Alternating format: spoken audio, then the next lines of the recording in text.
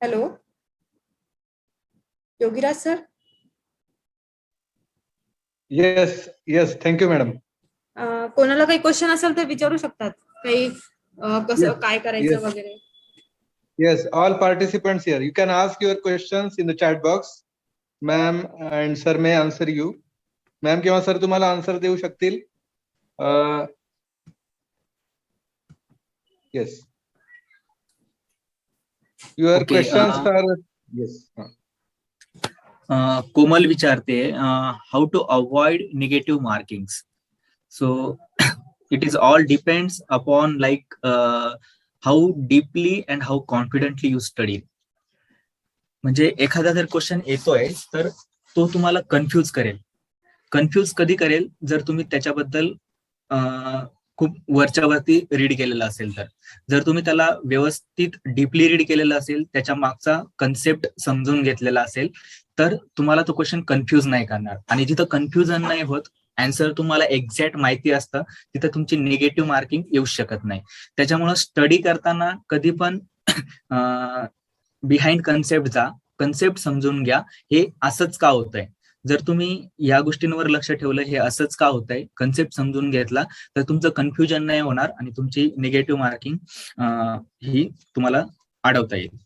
मला अजून एक बोलायचं ह्याच्यावर, हे जे निगेटिव्ह मार्किंग क्वेश्चन असं बऱ्याचदा होतं की आपण अभ्यास करतो, खूप डीप नॉलेज पण घेतो, सगळं माहित असतं, पण त्या एक्झामच्या वेळेला त्या जिथे आपण ते 3 घंटे जे असतात त्यामध्ये आपल्या डोक्यामध्ये बरेचसे क्वेश्चन, विचार, भरपूर साऱ्या गोष्टी चालू असतात. जर तुम्हाला त्या क्वेश्चनचं आन्सर जर तुम्हाला लिहायचंय आणि तेव्हा तुम्हाला कन्फ्युजन होत आहे, आता समजा याच्यापैकी तुमचं कोणतं उत्तर असणार, तर तुम्ही असं करू शकतात की 4 ऑप्शन पैकी कोणतं नाहीये, कोणतं उत्तर त्याचं नसू शकतं, ते तुम्ही एकदा काढा. जर 2 ऑप्शन जर तुम्ही काढले, त्याच्यापैकी 2 उरताय, म्हणजे ते 50-50 झालं. आता सुमिशने तुम्हाला सांगितलं तुम्ही 50-50 आन्सर देऊ शकतात, की त्याच्यामुळे तुमचे चान्सेस 50-50 असतात. एक तर ते बरोबर येईल किंवा ते चूक पण शकतं, पण ते मोस्ट ऑफ द टाइम ते तुम्हाला हेल्पच करेल, कारण की तुम्ही थोडंसं डोकं लावून त्याचा आन्सर सोडवा. मग 50-50 मधून तुम्ही ते सोडू शकता. थोडंसं रिस्क घ्यायला पण पाहिजे. जसं की माझ्या वेळेस मी 125 पैकी मी सोडवले होते 80 क्वेश्चन, 75 क्वेश्चनच्या दरम्यान मी सोडवले होते. कारण की माझे क्वेश्चन मला माहिती होते की माझे 50-60 क्वेश्चन माझे बरोबर येणार आहे. पण मी रिस्क घेतली होती 10 ते 15-20 क्वेश्चनसाठी, कारण की जास्त जर मी रिस्क घेतली असती, जर मी निगेटिव्ह मध्ये गेले असते, तर माझा स्कोर आणि रँक दोन्ही पण खाली आला असतं. त्याच्यामुळे मी जास्त रिस्क घेतली नाही. पहिले तुम्हाला 3 फेज मधून जायचे त्या क्वेश्चनच्या पेपरमधून. पहिला काय की तुम्हाला किती क्वेश्चन येतात ते तुम्ही आधी बघा.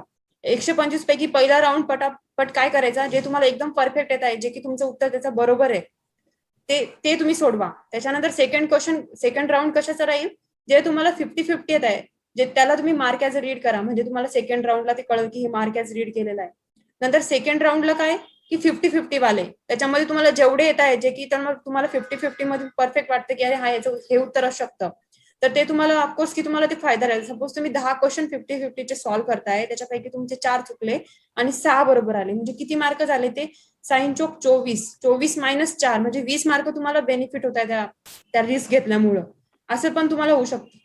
त्याच्यानंतर तिसरा राऊंड असा असेल की अजून काही क्वेश्चन आहे जे की मला नंतर आठवत आहे की बाबा मला थोडंसं लिंक लागते, याचं मी उत्तर देऊ शकतो. असे 3 फेज मधून तुम्ही ते जीपॅटचा क्वेश्चन पेपर तुम्ही सॉल्व्ह करू शकता आणि तुम्हाला ते फायद्यातच राहील. मी तसाच सॉल्व्ह केला होता. पहिला राऊंड मला जेवढं येतं मी तेवढं केलं. मला माहिती होतं माझे 50 क्वेश्चन बरोबर येणार आहे, मी तेवढं 50 क्वेश्चन बरोबर सॉल्व्ह केले. त्याच्यानंतर मी थोडी रिस्क घेतली 10-15 क्वेश्चनसाठी. आता एक क्वेश्चन कोण विचारतोय, हा मॅम एक्झाम आपण पास आउट असल्यावर देऊ शकतो की 4th इयर ॲपियर असल्यावर पण देऊ शकतो? 4th इयर तुम्ही आहेत चालू ॲपियर आहे तेव्हाच तुम्हाला एक्झाम द्यायची ती. 3rd इयरला जर तुम्ही देताय तर तो रँक तुमचा कन्सिडर नाही केला जाणार. तुम्ही जर 4th इयरला ती एक्झाम देताय, तुम्ही क्वालिफाय झाला. आता आम्ही जी दिली ती 4th इयरलाच दिली होती. जर समजा तुम्ही 4th इयर पास आउट झाल्यानंतर जी एक्झाम परत देताय, तर तो काही कारणामुळे तुम्ही एमफॉर्मला ऍडमिशन नाही घेतलं, तर तो जो स्कोर असतो तो 3 वर्षापर्यंत व्हॅलिड असतो. अजून काही म्हणजे क्वेश्चन? तुम्ही एक्झाम अपिअरिंग असताना पण देऊ शकतात फायनल इयरला, आणि फायनल इयर पास आउट झाले तरी पण देऊ शकतात. काही मुलांचे असे क्वेश्चन असतात की 3rd इयरला जर त्यांनी एक्झाम दिली, ते पास झाले, त्यांना स्कोर रँक चांगला आला, तर तो नाही म्हणजे तो क्वेश्चन, तो जो स्कोर आहे तो अलाउ नाही होणार एमफॉर्म साठी. Okay. Without coaching classes qualify करू शकतो का? हा, मोस्ट ऑफ द जे काही स्टडी करायची ते तुम्हालाच करायची आहे. तुम्हाला क्लासेसमध्ये काय तुम्हाला गायडन्स भेटतं की तुम्ही कशा प्रकारे करू शकतात. आपण घरी काय करतो, थोडासा जीवावर करतो की हे करायचं ते करायचं, पण एक क्लासेस असल्यामुळे काय होतं की आपल्याला वेळ कळतो की कसा अभ्यास करायचा आहे, काय करायचं आहे, आणि त्याच्यामध्ये मॉक टेस्ट होतात भरपूर साऱ्या, तर त्याच्यामधून आपली प्रॅक्टिस होते, रिव्हिजन होते. परत तुम्ही सेल्फ स्टडी, तुम्हाला सेल्फ जे काही तुम्हाला टार्गेट दिलं जातं त्याचं तुम्ही त्या दिवसात झालंच पाहिजे हे तुम्ही स्वतःला जर तुम्ही ठरवलं की मला एवढ्या आजच्या दिवसामध्ये मला एवढं करायचंय आणि ते एकदम परफेक्ट करायचंय, तर मला नाही वाटत की मग तुम्हाला क्लासेसची जरूरत आहे. पण जर तुम्हाला गायडन्स पाहिजे असेल चांगल्या प्रकारचं, तर मग तुम्ही ते करू शकतात, क्लासेस जॉईन करू शकतात, किंवा मग स्वतः पण सेल्फ स्टडी करू शकतात. तुमच्यावर डिपेंड येते. जर तुम्ही क्लासेस लावले आणि जर तुम्ही घरी येऊन अभ्यासच करत नाही, मग काही उपयोग नाही क्लासेसचा. एक्झाम क्वालिफाय होते, म्हणजे असे पण एक्झाम्पल आहेत की सेल्फ स्टडीने सुद्धा मुलं एक्झाम क्वालिफाय करतात. फक्त ऍडेड ऍडव्हान्टेज हा असतो क्लासेस जॉईन केल्याचा, की ज्या गोष्टी तुम्ही म्हणजे शोधण्यासाठी इकडं तिकडं भटकतात, त्या गोष्टी तुम्हाला क्लासेसमुळे रेडिली अवेलेबल भेटतात. आणि जर तुम्हाला गायडन्स असेल कोणाचा, तर तुम्ही चांगल्या पद्धतीने पुढे जाऊ शकता. म्हणजे मला म्हणायचंय की तुम्हाला ऑलरेडी कोणीतरी सांगतंय की हा रस्ता व्यवस्थित आहे, तर तुम्ही इझिली त्या रस्त्याने पुढे चालतात. तिथं ज्या अडचणी येतात त्या ऑलरेडी सांगायला तुम्हाला कोणीतरी आहे. पण जर तुमच्याकडे क्लासेस नसतील, तर असं नाही तुम्ही त्या रस्त्यावरून जाऊ नाही शकत, रस्ता पार नाही करू शकत. जाऊ शकतात, पण हॅलो. तर तो डिफरन्स असेल कोचिंग क्लास लावल्यानंतर आणि न लावल्यानंतर. आणि आणखी एक क्वेश्चन होता की सगळं काही म्हणजे एकाच बुक मधून करू शकतो का? तर मी म्हणेल ऍक्च्युली बुक्स, रेफरन्स बुक्स तर असे अवेलेबल नसतात की ज्याच्यामध्ये सगळा सिलेबस, म्हणजे तुम्ही फार्मास्युटिक्स जरी घेतलं, आता जसं नेहानी सांगितलं की फार्मास्युटिक्स मध्ये इतके मायनर सब्जेक्ट आहेत, तर ते सगळे सब्जेक्ट तुम्हाला एका बुकमध्ये भेटणारच नाहीत ऍक्च्युली.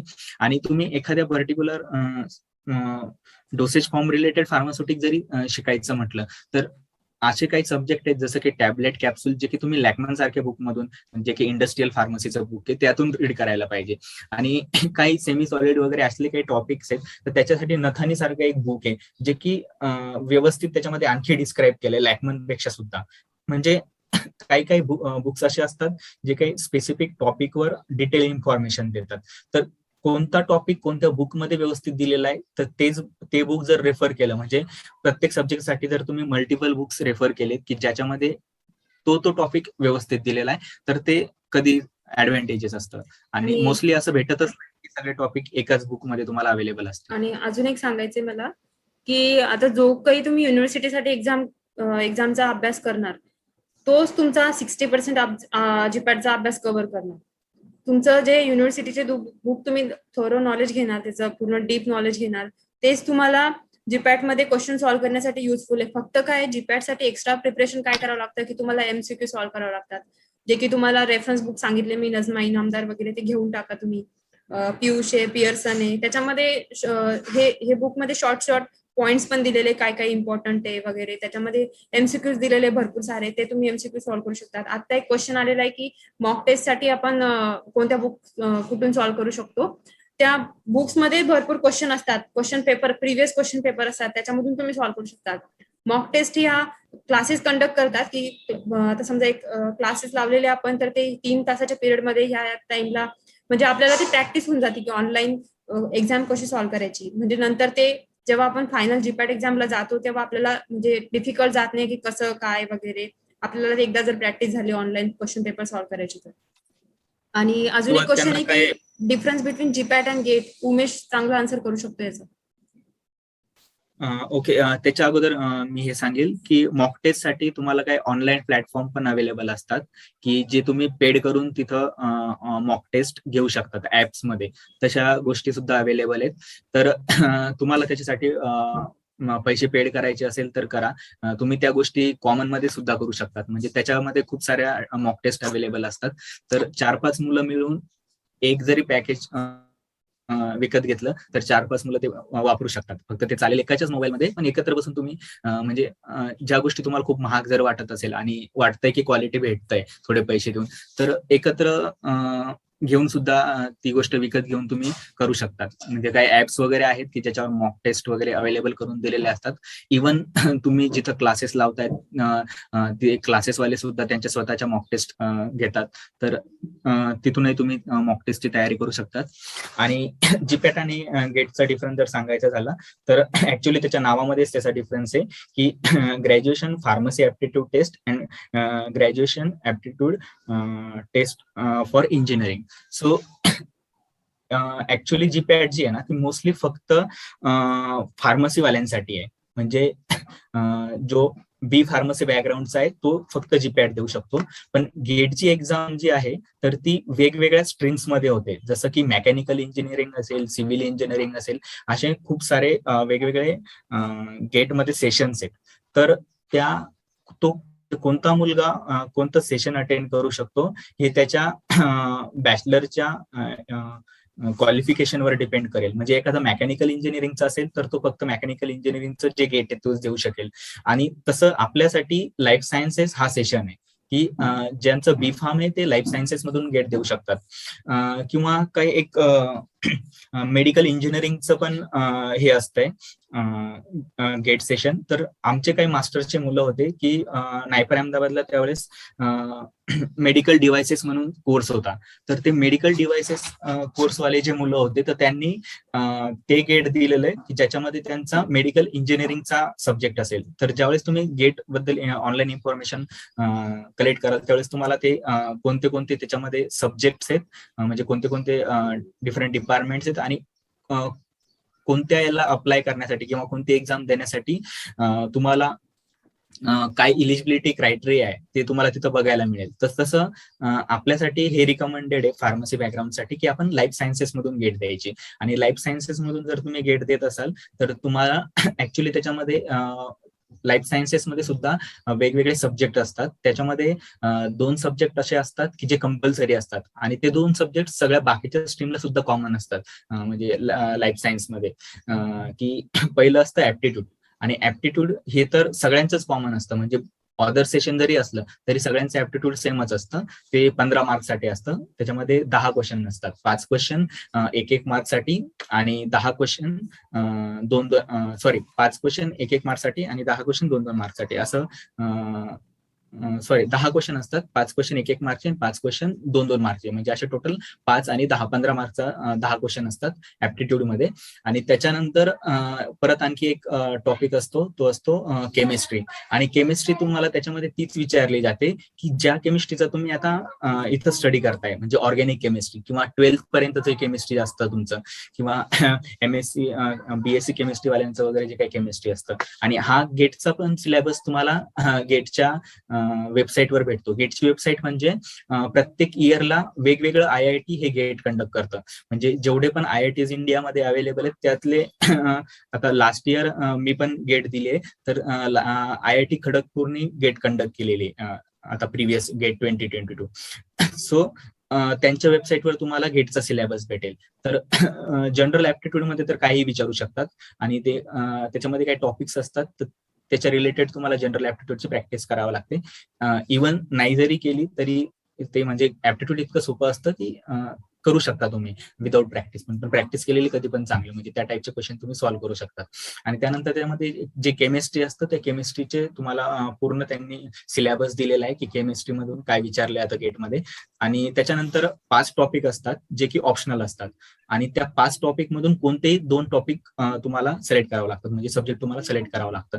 तर त्याच्यामध्ये 5 टॉपिक असे असतात बॉटनी, झुलॉजी, मायक्रोबायोलॉजी, बायोटेक्नॉलॉजी आणि फूड टेक्नॉलॉजी.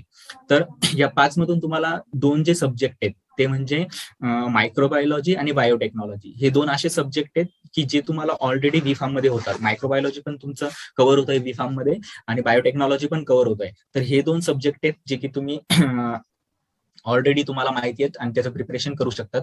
गेटमध्ये त्याच्यापैकी काय विचारलं जातं हे तुम्ही सिलेबस कॉपीमध्ये चेक करू शकता. म्हणजे जनरल ऍप्टिट्यूड, त्यानंतर तुमचं केमिस्ट्री, मायक्रोबायोलॉजी आणि बॉटनी हे 4 सब्जेक्ट मधून जर घेऊन जर तुम्ही गेट देत असाल तर तुम्ही गेट सुद्धा इझिली क्वालिफाय होतात. माझ्याकडून बी फार्मला असताना फायनल इयरला दिली होती मी गेट, त्यावेळेस माझ्याकडून क्वालिफिकेशन झालं नाही. म्हणजे त्या दृष्टीमुळे मी कधी अभ्यास पण केला नव्हता, पण या इयरला मी सहज ट्राय करायचं म्हणून, क्वालिफाय व्हायचं म्हणून देऊन बघितली होती. तर ह्या वर्षी माझं मिनिमम क्वालिफिकेशन झालंय. तर म्हणजे एवढी टफ नाहीये गेट एक्झाम आपल्यासाठी सुद्धा, कारण की त्याच्यातून जर आपण लाईफ सायन्स निवडलं आणि असले सब्जेक्ट निवडले जे की ऑलरेडी आपण थोडेफार डोळ्या काढून घातलेले आहेत, तर तुम्ही गेट पण इझिली क्वालिफाय होऊ शकतात. आणि जसं मी फर्स्ट थिंग सांगितली होती की जर इन केस अनफॉर्च्युनेटली तुमचं जर जीपॅट क्वालिफिकेशन होत नसेल पण तुम्ही गेट क्वालिफाय होताय, तरी सुद्धा त्या गेट क्वालिफिकेशनच्या बेसिसवर तुम्ही नायपरला अप्लाय करू शकतात without GATE qualification, without GPAT qualification. So better की तुम्ही दोन्ही एक्झाम द्या आणि गेट क्वालिफाय, जीपॅट तर तुम्ही मोस्टली क्वालिफाय होतालच आणि जीपॅट क्वालिफाय होऊन पण नायपरला येता येतं. पण अनफॉर्च्युनेटली जर एखादा जीपॅट क्वालिफाय नाही झाला आणि गेट क्वालिफाय झाला तर तो सुद्धा नायपरला अप्लाय करू शकतो. त्यामुळे गेट एक्झाम द्यायला पाहिजे. आणि अजून एक मला चॅट बॉक्स मध्ये क्वेश्चन आलाय की 4th इयरला असताना प्रॅक्टिस साठी एक्झाम दिली आणि नंतर आफ्टर डिग्री कम्प्लिशन पण देता येईल का, सेकंड टाइम देऊ शकतो का? आता सध्या तुमच्याकडे टाइम आहे तर असं नका करू की ती 4th इयरला जे देतात ते प्रॅक्टिस साठी, ती सिरियस मतलब अभ्यास करूनच ती एक्झाम द्या. नंतर जर एक बाय चान्स तुमचं जर नाही झालं एखाद्या वेळेस त्या याच्यामध्ये, तर तुम्ही सेकंड टाइम ती जीपॅट एक्झाम देऊ शकतात. पण तुमचं 1 वर्ष म्हणजे तुम्ही एखाद्या कोर्सेसला ऍडमिशन घेऊन नंतर दिली तरी पण देऊ शकतात. पण जे फर्स्ट टाइम जे देतात ना, मोस्टली मी तर तेच प्रेफर करेल की फर्स्ट टाइम जे देतात तेव्हाच तुम्ही क्वालिफाय होण्याचा ट्राय करा. सेकंड क्वेश्चन असा आलाय की charts, rule, classification, structure, mechanism हे स्पेसिफिक केले तर क्वालिफाईड होऊ शकतो का? हे केव्हा करायचे माहितीये का, जर तुम्हाला ज्या सब्जेक्टचं पूर्ण डीप नॉलेज आलंय. आता युनिव्हर्सिटीच्या एक्झामला तुम्ही बुक्स एकदम थेरॉटिकल पूर्ण डीप नॉलेज घेऊन वाचणार. जर ते तुमचं कन्सेप्ट क्लिअर झाली त्याच्यानंतर तुमची नेक्स्ट स्टेप येते की पूर्ण ते चार्ट, स्ट्रक्चर, मेकॅनिझम वगैरे हे तुम्ही लक्षात ठेवून मग तुम्हाला ते एक म्हणजे इझी ट्रिक्स तुम्हाला कळाली पाहिजे. जर तुम्ही एक्झाम देताय तर तुमच्या डोळ्यासमोर ते चार्ट्स आले पाहिजे वगैरे काय, त्याच्यासाठी तुम्हाला हे हेल्पफुल आहे. तुम्ही जर समजा ते तुमच्या लक्षात नाही राहते, याचा फायदा असा आहे की तुम्ही जर चार्ट्स वगैरे करून तुमच्या रूम मध्ये लावले, तुम्ही रोज त्याला बघताय वगैरे, त्याच्यावर एक रिव्हिजन देताय, तर ते तुम्हाला एका महिन्यामध्ये फरक जाणवेल की माझे एवढे टॉपिक झाले, याच्या ह्या बेसिक कन्सेप्ट क्लिअर झाल्या आहे, मला एकदम कन्सेप्ट क्लिअर आहे, कोणते कोणते इंड्युसर असतात, कोणते अगोनिस्ट आहे, कोणते अँटागोनिस्ट आहे, कोणते इनिबिटर आहे, सगळे हे तुम्हाला कन्फ्युजन नाही राहणार. हे तुम्हाला हेल्प करेल हे चार्ट्स, रूल्स वगैरे सगळं. कोलॉजीचे क्लासिफिकेशन असे आहे की तुम्ही एक फ्लो चार्ट बनवा की याचे एवढे क्लासिफिकेशन आहेत, त्यांचे हे सब टाइप्स, त्यांचे ड्रग्स आहेत. कोलॉजीमध्ये तुम्ही ड्रग्स बघणार खूप सारे आणि त्यांची मोड ऑफ ऍक्शन वगैरे, तर तुम्ही ते तसं करू शकता. Which subject is most important for GPAT असं क्वेश्चन आलाय. सब्जेक्ट आता मी जे लिहून दिलंय मेजर सब्जेक्ट, फार्मास्युटिक, फार्माकॉग्नोसी, फार्मास्युटिक्स, अजून pharmaceutical analysis, medicinal chemistry, pharmacology, हे मेजर सब्जेक्ट आहे. यांचे जे छोटे छोटे टॉपिक्स आहे जे की 60% हे मेजर टॉपिक्स कव्हर करतात जीपॅटचा पेपर. जे 40% असतात ते मायनर सब्जेक्ट, जसे की बायोकेमिस्ट्री, मायक्रोबायोलॉजी, बायोटेक्नॉलॉजी, हे जे आहेत हे सगळे मायनर सब्जेक्ट आहे, हे 40% कव्हर करतात. त्याच्यामुळे असं नको व्हायला की तुम्ही फक्त ते जेवढे स्पेसिफिक चॅप्टर आहे तेच करताय आणि इकडची नाही, तर हे पण तुम्हाला कधी फायदा करून जातील, तुम्हाला हे म्हणजे कळणार पण नाही.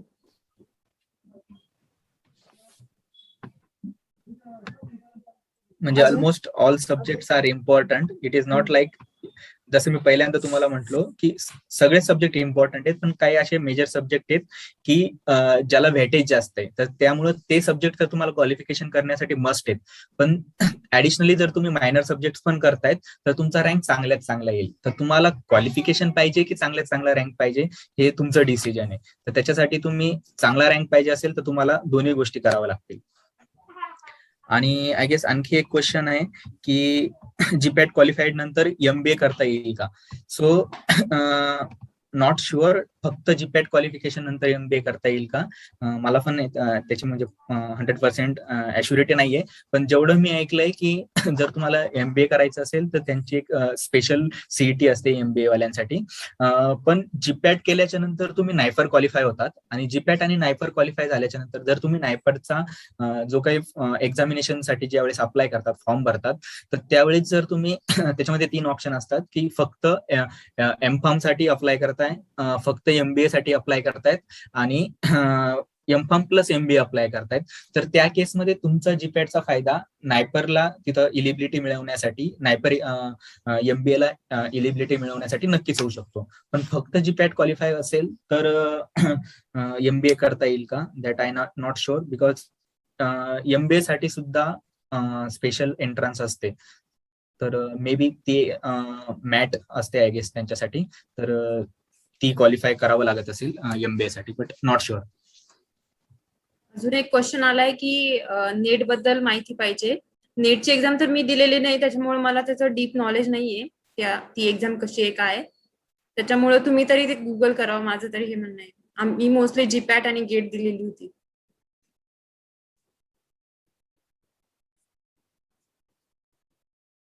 सिलेबस जीपॅटचा आणि नायपरचा सेम आहे, काहीच डिफरन्स नाहीये. जो तुम्ही जीपॅटला स्टडी करणार आहे तोच तुम्हाला नायपरला युजफुल होणार आहे.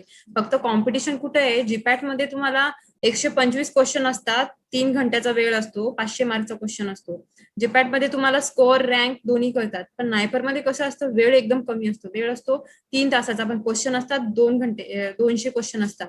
म्हणजे इथं कॉम्पिटिशन आहे. 125 क्वेश्चन आपल्याला 3 घंटे वेळ होता जीपॅट साठी, तर नायपरला 200 क्वेश्चन साठी 3 घंटे वेळ आहे. म्हणजे इथं तुम्हाला एका सेकंदाला एक क्वेश्चन, की एका असं काहीतरी 30 सेकंदाला एक क्वेश्चन सॉल्व्ह करायचा आहे तुम्हाला. आणि अजून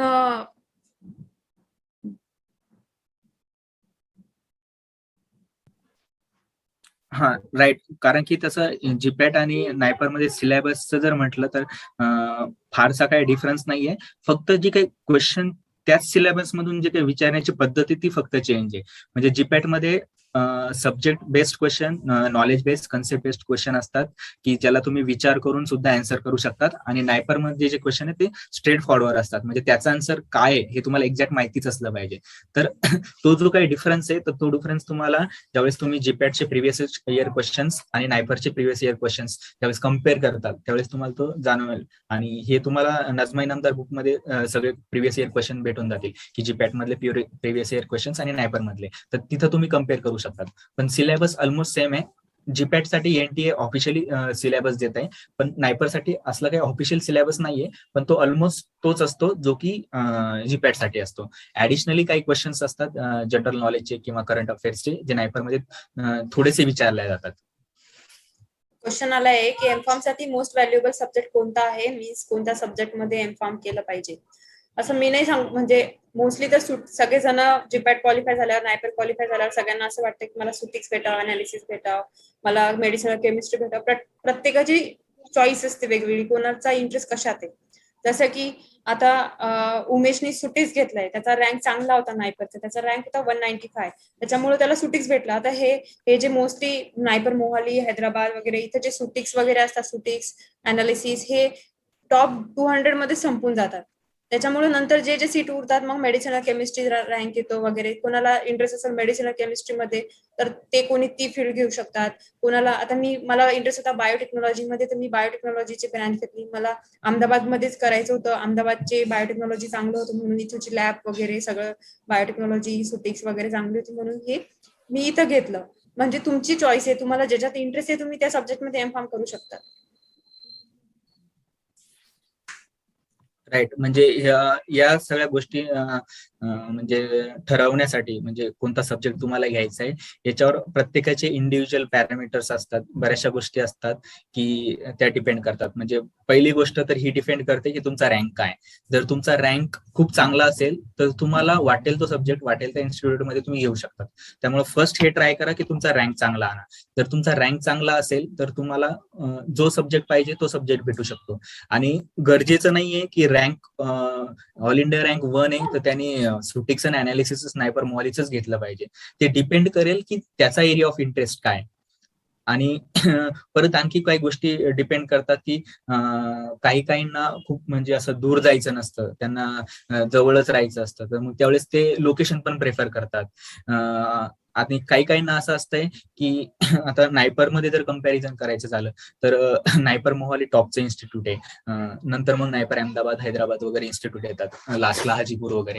तर त्यावेळेस मग काही मुलं इन्स्टिट्यूट मध्ये कम्पेअर करतात, त्यांना कॅम्पस चांगला पाहिजे असतो. म्हणजे असं असतं की म्हणजे त्यांना सुटिक्स भेटत नाही नायपर मोहाली, म्हणजे त्यांचा रँक, आता समजा माझा जर रँक पकड कन्सिडर केला मी, तर माझी सिच्युएशन अशी होती की मला सब्जेक्ट पाहिजे होता, म्हणजे मला सुटिक्स मध्ये एम.फार्म करायचं होतं. तर मग त्यावेळेस मी हा विचार नाही केला की मला ते मोहालीला भेटतंय की हैदराबादला भेटतंय की अहमदाबादला घेतलंय. हा, मी रेफरन्स ठरवला होता की मला जर कधी हैदराबाद भेटलं अहमदाबादपेक्षा तर मी हैदराबादला ट्राय करेल. पण त्यावेळेस त्या कंडिशननुसार मला हैदराबाद नाही भेटलं, मग मी अहमदाबाद ऑप्ट केलं. म्हणजे तुमचा रँक, या गोष्टी ज्यावेळेस तुम्ही डिसिजन घेता त्यावेळेस मॅटर करतो. आणि जर तुमचा रँक खूप चांगला आलेला असेल, म्हणजे माझ्या जागी जर ऑल इंडिया रँक 1-2 आला असेल, तर त्याच्यासाठी हे बंधनं नसतात की त्यांनी कोणता सब्जेक्ट चूज करावं, कोणतं इन्स्टिट्यूट चूज करावं. त्यामुळं मोस्टली ट्राय करा की तुमचा रँक हा चांगल्यात चांगला येईल, जेणेकरून तुम्हाला ज्यावेळेस तुमचं काय चूज करायचं हे तुमच्या रिक्वायरमेंट नुसार, तुमच्या इंटरेस्ट नुसार तुम्ही चूज करू शकतात. आणि असं जर म्हणायचं झालं की मोस्ट व्हॅल्युएबल सब्जेक्ट कोणता आहे, तर याचा आन्सर हे प्रत्येकानुसार व्हॅरी करतं. आता जसं नेहाला बायोटेक्नॉलॉजी वगैरे इंटरेस्ट होता, तर त्यामुळे त्याने बायोटेक्नॉलॉजी घेतलं. मला सुटिक्स मध्ये इंटरेस्ट होता, त्यामुळे मी मला मोहालीचं पण बायोटेक भेटलं असतं, तिथं मला केमिस्ट्री पण भेटत होतं, पण मी ते सब्जेक्ट चूज नाही केले. मी मला सुटिक्सच पाहिजे होतं, तर मग मी इन्स्टिट्यूट कॉम्प्रोमाइज करून इकडं अहमदाबादला आलो. तर ह्या सगळ्या गोष्टी असतात त्या तुमच्या इंडिव्हिज्युअलवर व्हॅरी करतात. आणि फ्युचर सगळ्या गोष्टींमध्ये असतं. आमचे एक टीचर म्हणायचे, होप आहे तो स्कोप आहे. जर तुमच्याकडं कोणताही सब्जेक्ट असेल आणि तुम्हाला जर कधी जिद्द असेल त्या सब्जेक्टमध्ये, तुमची मेहनत असेल आणि खरंच तुम्हाला इंटरनली त्या सब्जेक्ट विषयी प्रेम असेल, तर तुम्ही तोच सब्जेक्ट निवडायला पाहिजे, असं मी पर्सनली सांगेल. तर त्यामुळं हे जे काय आन्सर असेल या क्वेश्चनचं की मोस्ट व्हॅल्युएबल, तर मला वाटेल ते व्हॅरी करेल प्रत्येक इंडिव्हिज्युअल नुसार. अजून क्वेश्चन आलाय की 200 पैकी किती क्वेश्चन चालू झाले पाहिजे नायपर मध्ये. आता नायपर मध्ये आता असं आहे की आपल्याला स्कोअर नाही कळत, फक्त डायरेक्ट आपल्याला रँक कळतो. पहिले जे 600 असतात ना, 600, 500, त्यांना चांगले नायपर भेटतात, जे की हैदराबाद, मोहाली, अहमदाबाद ह्या 3 मध्ये जर तुम्हाला राहायचं असेल वगैरे, किंवा गुवाहाटीचे पण कोलॉजी वगैरे चांगलं आहे, तर हे तुम्ही ट्राय करा की तुम्ही पहिल्या 500, 400च्या आतमध्येच यायला पाहिजे. 500, 400, 600च्या आतमध्ये. तर मी माझ्या वेळेला क्वेश्चन सॉल्व्ह केले होते 200 पैकी 155 की 150 सॉल्व्ह केले होते मी. कारण की तो क्वेश्चनचे जे काही स्टार्टिंगला जे जनरल नॉलेज आलं होतं ते मला येत नव्हतं, त्याच्यामुळे ते काही म्हणजे मी त्याला स्किप केलं होतं. पण बाकीचे जे काही सब्जेक्ट होते स्ट्रेट फॉरवर्ड क्वेश्चन होते, पण मी ते रिस्क घेतली थोडीशी फार त्याच्यासाठी.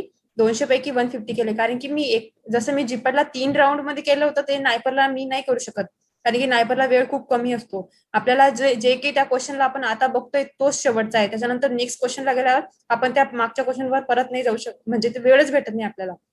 उमेशनी पण भरपूर आउट ऑफ 200 190 क्वेश्चन त्यांनी सॉल्व्ह केले होते. आय थिंक त्याचा रँक पण चांगला आलेला आहे. 195 त्याचा रँक आहे ऑल ओव्हर इंडियाचा नायपर मधला. माझा रँक आहे 400. असं आहे की ते तुमच्यावर डिपेंड आहे, पण मी तरी सांगेल की तुम्ही 130-40च्या वरच तुम्ही क्वेश्चन सॉल्व्ह करा, आत नका करू, कारण की थोडा रिस्क नायपर मध्ये घ्यावंच लागते. आणि revision is most important, because most of the time आपण जो वाचतो ते विसरून जातो. असं मला क्वेश्चन आलाय. हा, रिव्हिजन ही इम्पॉर्टंट आहे, कारण की एकदा जर वाचलं तर ते आपल्याला एक राऊंड मधून आपण ते वाचतोय, आपल्याला त्या अर्ध्या गोष्टी कळताय. जेव्हा आपण सेकंड राऊंड मध्ये परत वाचतो, तर तेव्हा ते जे काही आपण पहिल्या वेळेला जे वाचलं ते आपल्याला नाही समजलं होतं, ते आपण सेकंड वेळेला आपल्याला आणखीन क्लिअर होतं. जेव्हा आपण एक्झामच्या आदल्या दिवशी परत एकदा रिव्हिजन देतो, त्याच्यामुळं जे काही 2 वेळेस जे वाचलंय, आपल्या जे ऍडिशनल गोष्टी कळायला आहे ते एकदम क्लिअर ते थर्ड रिव्हिजनला पूर्ण होऊन जातात. जवळपास तुमच्या एका टॉपिकला 4-5 वेळेस तरी रिव्हिजन झाले पाहिजे.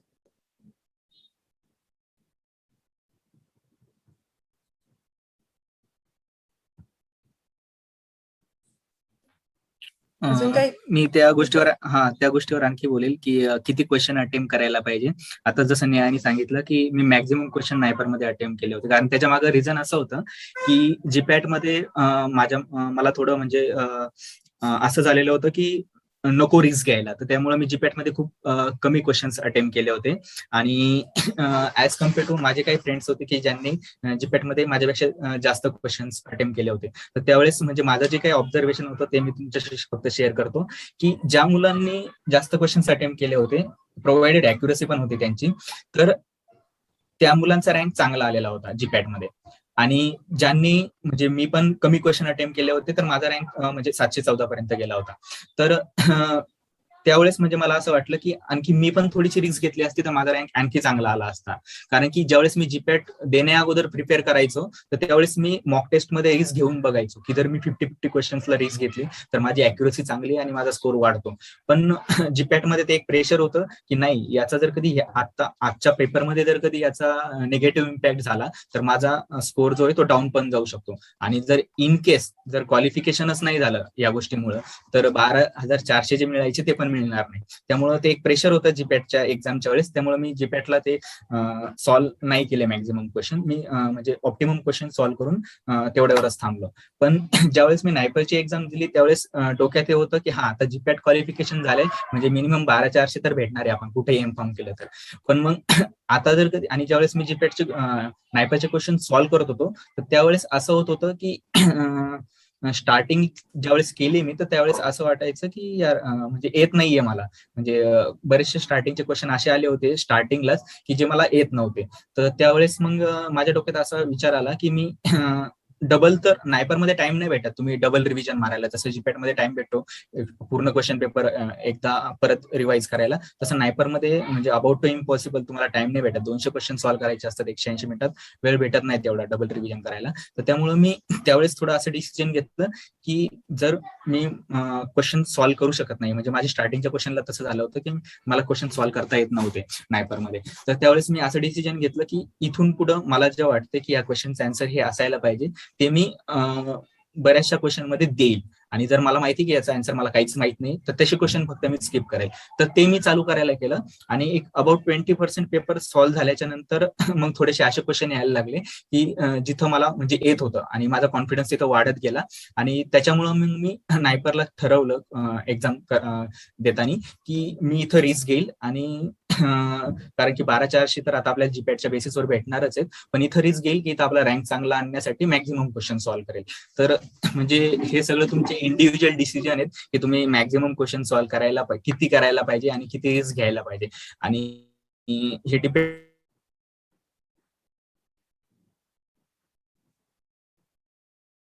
हॅलो हॅलो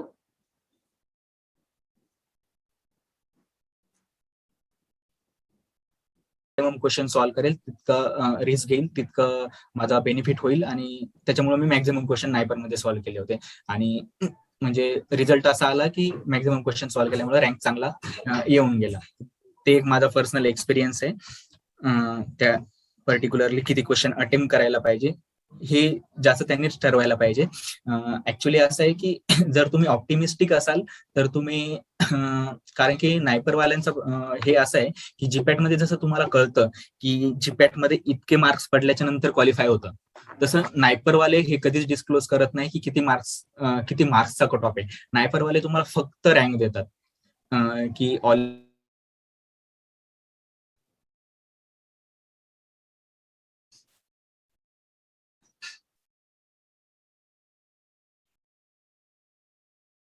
मार्क्स पडत नाही. जसं जीपॅट मध्ये तुम्हाला मार्क्स कळतात की तुम्हाला 180 पडले, 200 पडले, 250 पडले, तसं नायपर मध्ये तुम्हाला फक्त रँक कळतो. त्यामुळं याचा आन्सर इथं देऊ शकत नाही की 200 पैकी किती क्वेश्चन सॉल्व्ह करायला पाहिजे.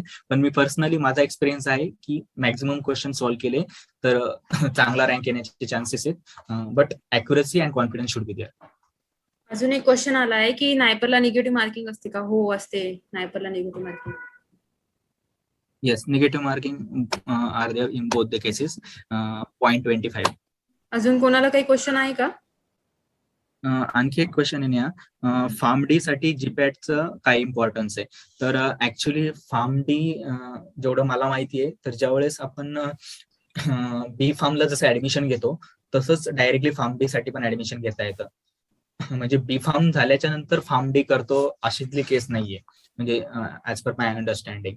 तर आणि ती जे काही ऍडमिशन असतं, जसं बी फार्मचं ऍडमिशन आपल्या सीईटीवर डिपेंड असतं तसंच फार्म डीचं ऍडमिशन पण त्याच स्कोरवर त्याच सीईटीवर डिपेंड असतं. म्हणजे आपण बी फार्म साठी अप्लाय करतोय की फार्म डी साठी अप्लाय करतोय हे त्या स्कोरवरच डिपेंड करतं. त्यामुळं आय डोंट थिंक सो की GPAT has any impact on the pharm D admission.